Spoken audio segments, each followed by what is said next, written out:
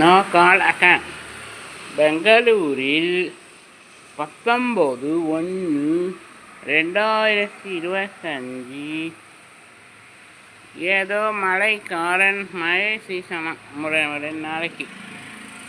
அதன் காரணமாக light rain, நிறைய மழை இல்லை, ஸ்ப்ரிங்கிள் மாதிரி மழை பெய்து கொண்டு இருக்கிறது. உங்கள் ஊரில் மழை உண்டா என்று கமெண்ட் செக்ஷனில் கூறவும்.